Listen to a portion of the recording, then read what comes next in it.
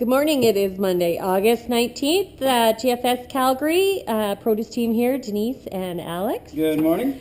Good morning, and we're going to start off with some pineapples today. We don't think we have showed these to you before, and this is our 7-count box. Yeah, the pineapples 7-count box says it right on the tag and on the box itself. And on the box? Right there. And what we're generally looking for, you're going to see some mold. There's none on this one, which is rare, but there's usually some spotty mold around there, and that's not really a big issue. That just happens after the cut. What you really want to look for is when it starts creeping up through the little veins, and that's a bad sign.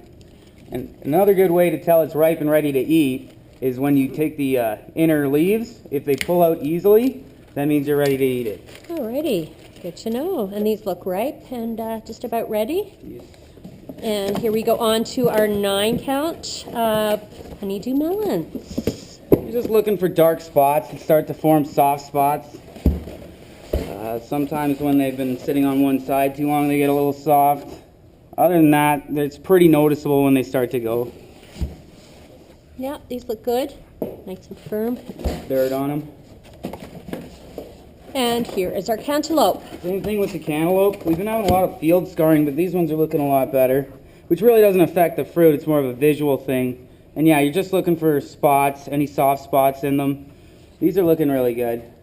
And what about the smell? Does that tell you the freshness of the cantaloupe? Yeah, the sweeter the smell, the riper the melon. That's the starch is breaking down into sugars. Alrighty. Good to know. Smelly melons. Smelly melon. And here we go on to our lunch bunch grapes.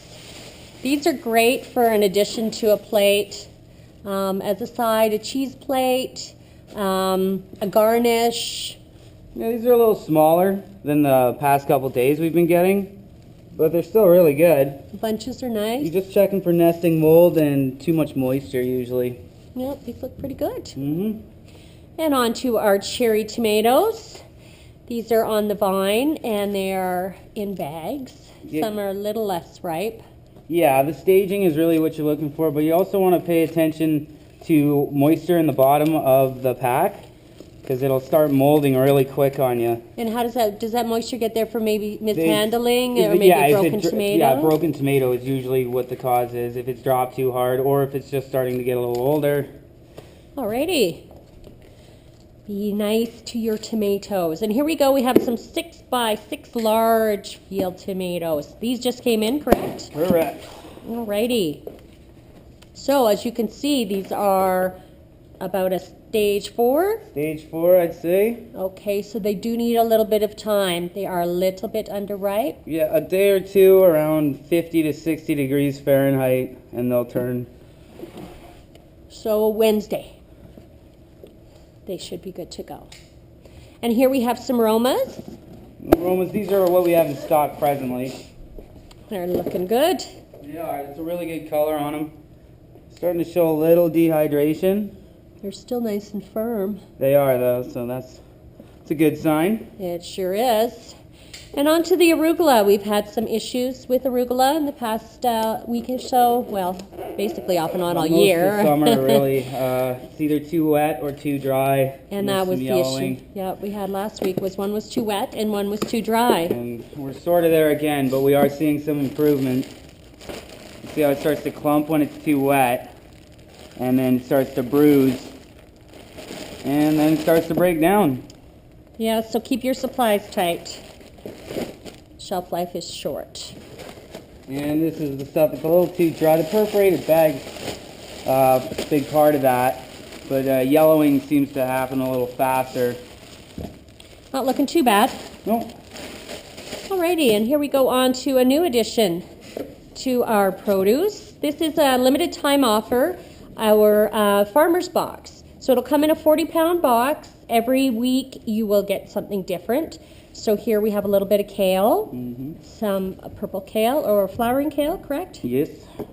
Lovely rosemary, some squash, cucumbers, assorted flower pack. This will give you a really nice opportunity to taste the flowers and really see if you can use them for anything. If you have any, applications for them.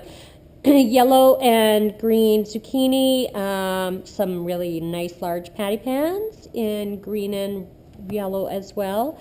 And then we have some one ball squash. They're calling them a one ball because the yellow cue ball is one, and these are kind of cue ball shaped. And then some field carrots. You're going to get a little more scarring just from the nature of the pack.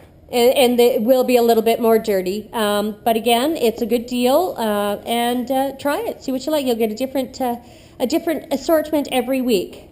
And here we go on to our Braca slaw here, and then our super slaw, our coleslaw rainbow, and our fennel vegetable slaw. These actually keep really well. You just check for gassing occasionally or any breakdown. Like, it just starts getting a little wet in the bag. And these are all looking good. They all come in a 2 3-pound box. The fennel slaw is a JIT item, so please talk to your DSR if you're interested. And here we go. We have the Gordon Signature box again this week. We've decided to show you just some ways you can cut the cheese for the plate. So this is the Saint Natouche, which is a goat's milk cheese. Again, these are very bloomy, fragrant cheeses. This is the Caveau. And then we have them on our Elite Global Solutions melamine boards. These are beautiful. And again, contact Shane Croach if you have any questions about the boards. And here we go on to the Larrière-Cour. This is a washed semi-firm cheese. And then we have our Petite Bavou, which is camembert-like. Thanks for joining us today, and keep an eye out for the features from our QA team from the warehouse. Thanks for joining us.